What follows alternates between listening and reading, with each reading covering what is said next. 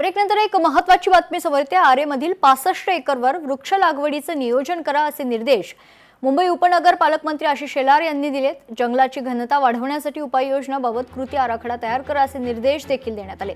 आरे वसाहतीमधील विविध प्राधिकरणाकडे असलेल्या 65 एकर जागेवर येत्या पावसाळ्यात झाडे लावण्याचे नियोजन करा, तसेच आरे जंगलाची घनता वाढवण्यासाठीच्या उपाययोजनांबाबत ही कृती आराखडा तयार करा असे निर्देश मुंबई उपनगर पालकमंत्री ॲडव्होकेट आशिष शेलार यांनी आज मुंबई उपनगर जिल्हाधिकारी सौरभ कठियार यांना दिले। पुण्यात युवक काँग्रेसच्या वतीने धायरी या ठिकाणी आंदोलन करण्यात आले। नसरापूर प्रकरणी रास्ता रोको आंदोलन करण्यात आले। पोलिसांच्या आश्वासनानंतर आंदोलन स्थगित करण्यात आले।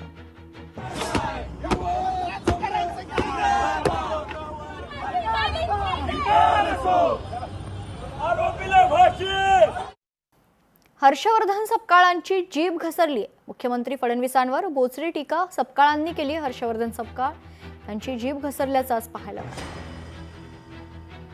रावणापेक्षाही खालच्या पातळीवरचा कारभार हा किळसवाना कारभार चालताना तुम्ही खुशाल देवाभाऊ हातभर उड्या मारतात। तुम्हाला असं सर्व करत असताना लाज वाटली पाहिजे। आणि आजच्या निकालाने कुठे काँग्रेस केरळमध्ये जिंकलं असेल, कुठे ममता बॅनर्जी सारखी एक वाघिणी आहे जिला हरवण्याकरता भाजपच नाही तर सुप्रीम कोर्ट, निवडणूक आयोग सगळे लागले होते आणि या सगळ्यांनी मिळून तिथचा जो पराभव केला त्याबद्दल मी भाजपचं नाही मात्र सुप्रीम कोर्टाचं आणि निवडणूक आयोगाचं अभिनंदन या निमित्तानं करतो की शेवटी ममता बॅनर्जींना आपण घरी बसवलं। राजा शिवाजी हा चित्रपट माझ्या वडिलांनी पाहायला हवा होता अशी इच्छा अभिनेता रितेश देशमुख यांनी व्यक्त केली आहे। महाराष्ट्रात चित्रपट टॅक्स फ्री आहे असं देखील यावेळेस रितेश देशमुखांनी सांगितलंय। जो रिस्पॉन्स प्रेक्षकांनी दिला आहे खरंच मी भारावून गेलेलो, आमची संपूर्ण टीम भारावून गेली आहे आणि कुठेतरी वाटतं की ही जी एवढ्या वर्षाची तपस्या होती, एवढ्या वर्षाचं काम होतं आणि आम्ही जो प्रयत्न केला होता महाराजांना एक आदरांजली, एक श्रद्धांजली त्यांच्या चरणी हा चित्रपट एक फुलाप्रमाणे अर्पण करण्याचा, ते लोकांनी जसा प्रतिसाद दिलाय, जशी साथ सध्या पण देत आहे, मी मराठी प्रेक्षकांचा, हिंदी प्रेक्षकांचा सदैव ऋणी राहील।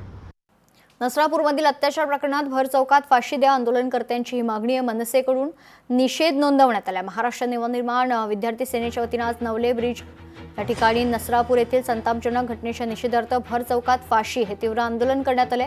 वाढत चाललेल्या महिला आणि अल्पवयीन मुलींवरील अत्याचारांच्या घटनांविरोधात तीव्र संताप व्यक्त करत विकृत नराधमाच्या पुतळ्याला भर चौकात प्रतिकात्मक फासावर लटकवून निषेध नोंदवण्यात आला।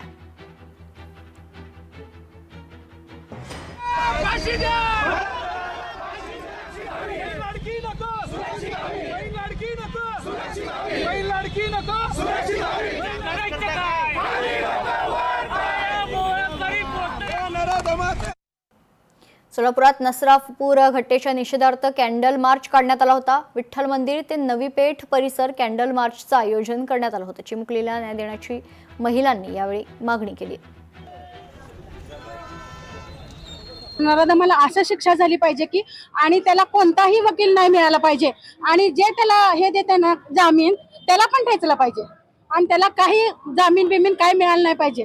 लेकर ते किती लहान जीव, त्याचं काय म्हणलं असेल त्या लेकराचा जीव। हे कुठेतरी ह्या राज्यामध्ये हा राज्य छत्रपती शिवाजी महाराजांचा राज्य आहे, शाहू फुलेंचा हा राज्य आहे आणि ह्या राज्यामध्ये अशा दृश्य कधी पूर्वी घडलं त्यावेळी महाराजांनी काय काय सजा दिले हे आपण सगळ्यांनी सातत्यानं लोकांना सांगतो।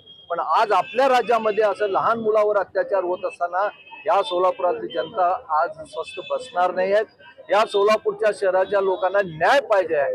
आता आम्हाला अपेक्षा आहे की सोलापूरला, बदलापूरच्या धर्तीवरचा न्याय सोलापूरच्या आमच्या लेकीला मिळाला पाहिजे। आता आपण चोपाड भागातून आपल्या भागातल्या या परिसरातल्या महिलांच्या वतीनं, पुरुषांच्या वतीनं आम्ही निषेध कॅन्डल मार्च काढून पुन्हा एकदा इथं चोपाडात हे करतोय। अमरावतीत दिवसाढवळ्या कर्मचारी महिलेवर हल्ला करण्यात आला। एका तरुणाचा काचेच्या बॉटलनं प्राणघातक हल्ला पाहायला मिळतोय। काचेची बॉटल डोक्यावर फुटल्यानं महिला रक्तबंबाळ झाली होती। अमरावतीच्या भातखोली पंचायत समितीमध्ये ही घटना।